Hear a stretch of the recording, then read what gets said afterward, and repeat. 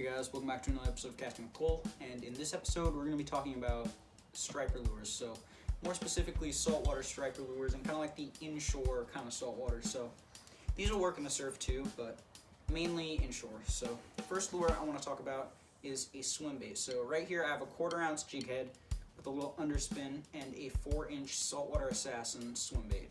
And this swim bait is manufactured by the brand Bass Assassin, and this is their saltwater series.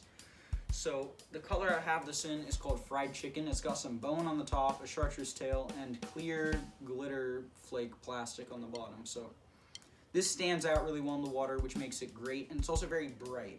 So the striper can see it from a pretty long distance, and it will definitely stand out in a school of bait fish. So like if you're fishing pretty close and you're like casting towards big schools of bait and there's stripers circling it, then chances are this is probably going to be the one they bite before they bite an actual like smelt or anchovy. But the jig head I have on here, this is an underspin jig head.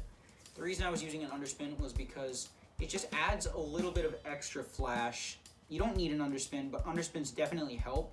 They give your bait a little bit more action with this little blade, and they also draw in a little bit more fish. So underspins definitely not necessary. Definitely do better than a normal jig head.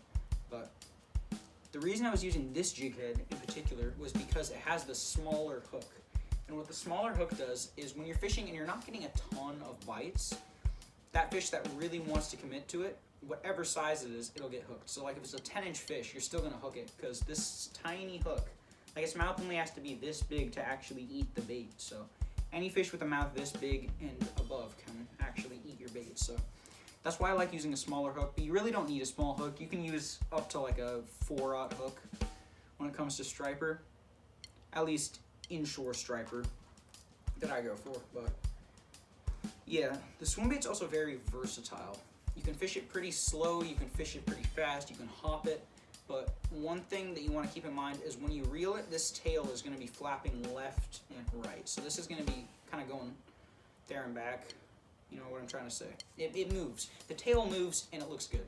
So how fast you fish it also like affects the tail. So if you're gonna fish it really fast, the tail is gonna be going crazy. If you're gonna fish it slow, the tail's probably gonna be more of like a larger kicking action. If you're gonna hop it, the tail is probably gonna go slow and then fast, slow, fast. So you wanna keep in mind the tail movement of your swim bait. So like this swim bait doesn't have a ton of tail movement, but what it does have is like a tighter movement. So what this is going to do is it's going to put up those vibrations in the water, and that's going to like draw on those striper, and it's a lot more realistic than the swim baits that go way like the tail's going left and right too far than it should.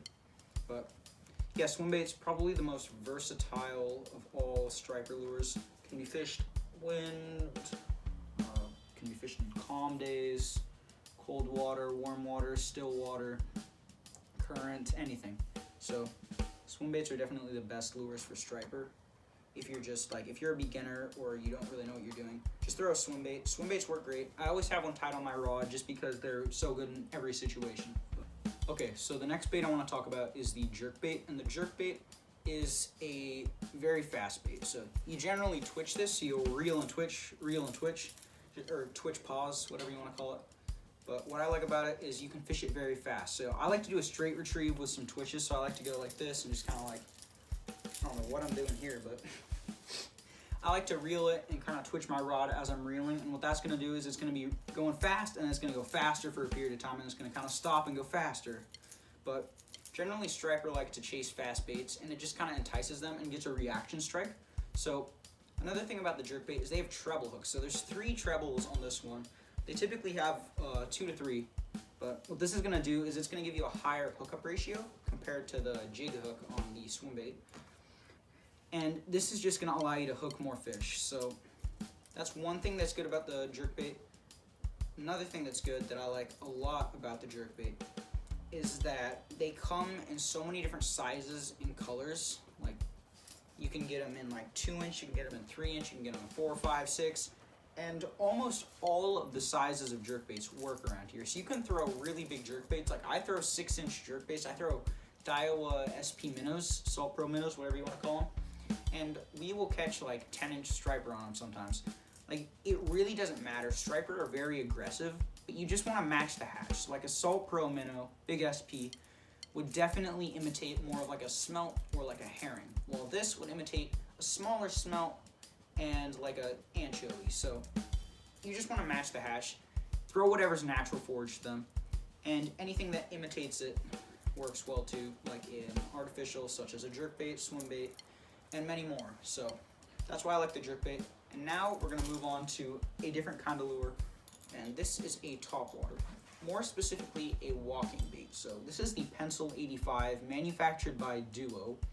It's kind of like an off-brand. You don't really see Duo baits often, but when you do, they're generally pretty high quality.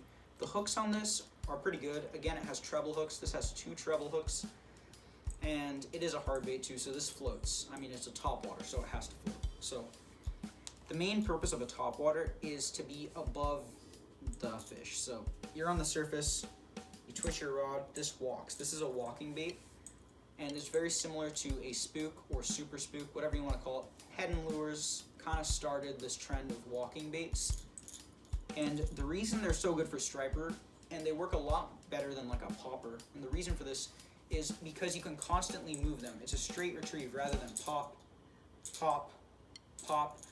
It's just more consistent, and striper really like that consistency when it comes to retrieval. So that's why I like the walking bait, and this is a very bright colored one too. Although it's black on the top, that doesn't matter because the fish aren't going to come in from the top unless they're flying fish. But the sides and the bottom are the only thing that matters on these baits. So this is silver and orange. So this fluorescent kind of like neon orange plus this really shiny kind of like holographic silver really stands out, and especially when they're looking up and they're seeing this walking across the surface, they're going to hit that. That's going to entice them. That's going to cause a reaction strike, and you are probably going to catch them, especially if they're busting or if it's calm and it's just the water's warm. I don't know. I like to throw these in calm water or when the fish are active. So that's why I like the topwater. Very good lure, especially for calm water and when you see fish busting. So the fourth and final lure that I'm going to be talking about in this video is the bucktail. And this is a Spro bucktail. This is the, I think, 1/4 ounce, 3/8 ounce, or 1/2 ounce. I'm not quite sure. It's pretty small, but it has some lead that goes up onto the hook. Pretty sure it's like 3/8 of an ounce, something like that. It doesn't really matter. It's a good bucktail. It looks good in the water. It's very natural, but the only problem I have with bucktails is they fan out, especially this hair right here. This all fans out. So this will probably end up being about 150% of what it was when you pulled this out of the package. But some bucktails, or more specifically like marabou jig style bucktails, will shrink. So they'll be like half the size they were when you took them out of the package. So typically you want to make sure what kind of bucktail you're using and where you're using it and the size of the fish in that location. If you're using like a larger bucktail, like this isn't that big of a bucktail, but it definitely fans out in the water. So I like to use this if I'm catching sizable or just decent fish constantly, I'll throw this. But if I'm catching smaller fish, I'll probably end up switching to like something with a higher hookup ratio or just a smaller presentation. But yeah, bucktails, definitely one of the most common striped bass lures, one of the most productive. I just never really fish them. I should start fishing them more, which I'm gonna do. And yeah, those are the lures that I'm gonna recommend for inshore fishing in California for striper. And now let's move on to the tackle. By tackle, I mean like rods, reels, line, leader. Well, you'll see. So here are the rods that I use for striper most of the time. So the first rod you're gonna see a lot on my channel, and you probably already have seen a lot on my channel. This is my Phoenix Maxim with my Okuma Seamar. And this rod is a 6'10" fast action light spinning rod. It is rated 3 to 9 pound line and a 1/16 ounce to 3/8 ounce lure. This rod is pretty stiff for its length. It's a 6'10" and it's stiff, but it has a soft tip, mainly because it's such a light rod, so no matter what it has a soft tip, but this just allows for better fishing and better hook sets and better sensitivity. And right here I have a jig head with a swim bait on it, and this is definitely a very good lure to fish on this rod because it's a fast action, so you get that sensitivity, and you have a stiffer rod so you can kind of twitch it and you can always feel it. So I also have braid on here, which allows for more sensitivity. So with a very sensitive rod and braid, you want a lure that it's going to be dragging along the bottom, or you need to feel it at all times.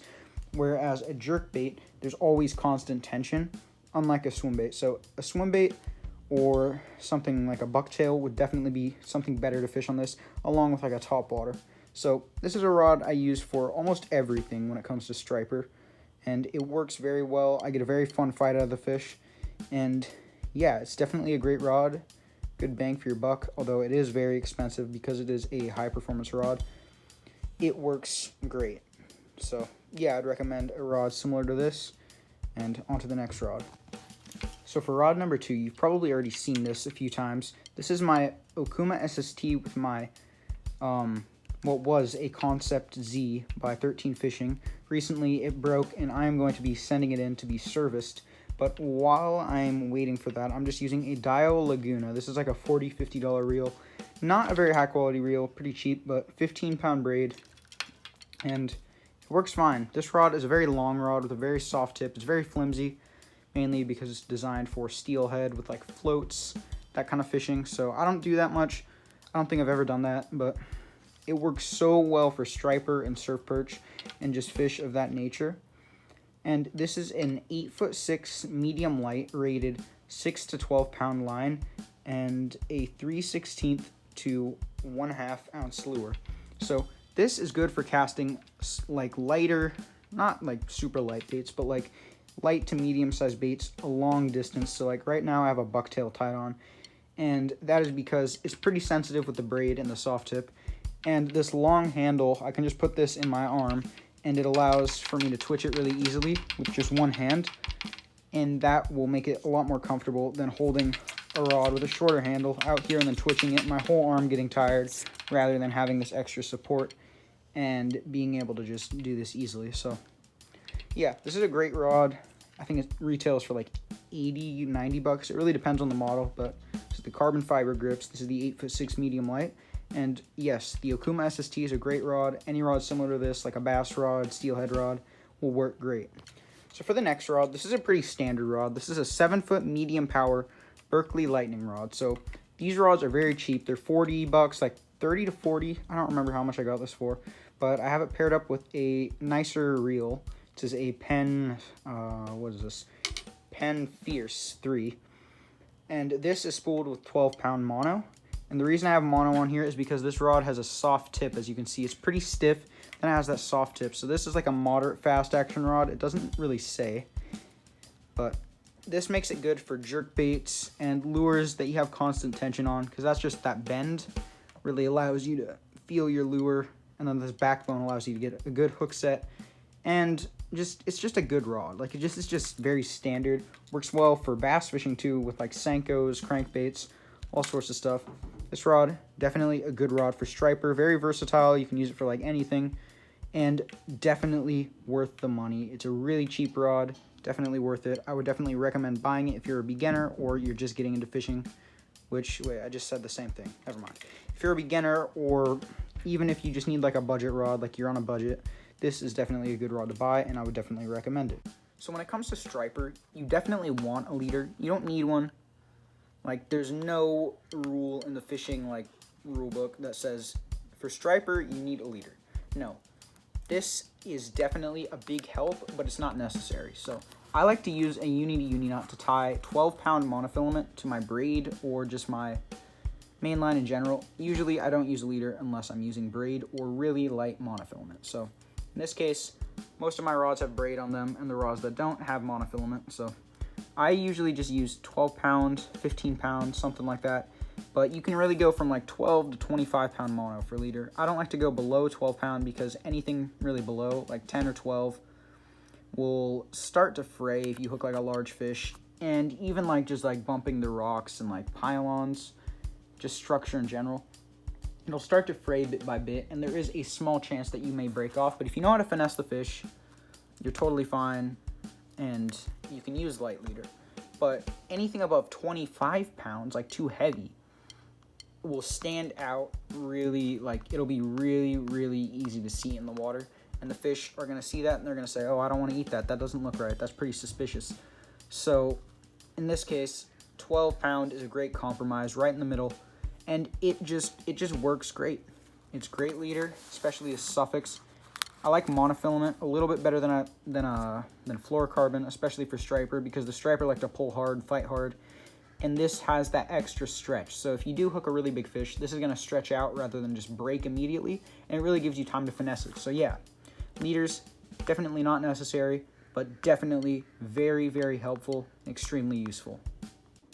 Now we're going to talk about mainline. So for mainline, I like braid a lot more than I like mono, just because it casts smoother.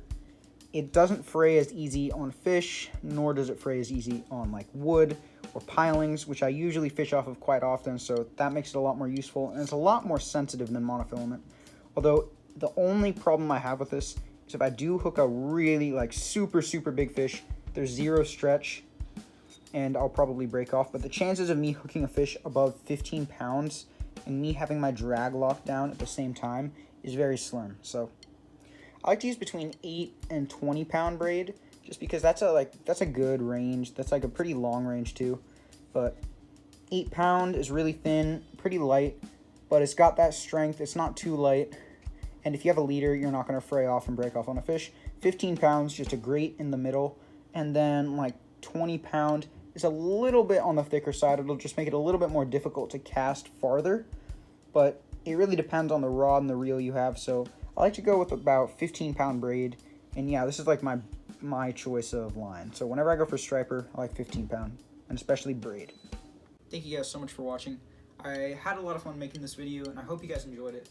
If you guys wouldn't mind subscribing down below, you know, that big red button that says subscribe on it. But yeah, no, I'm just kidding. You don't have to do that.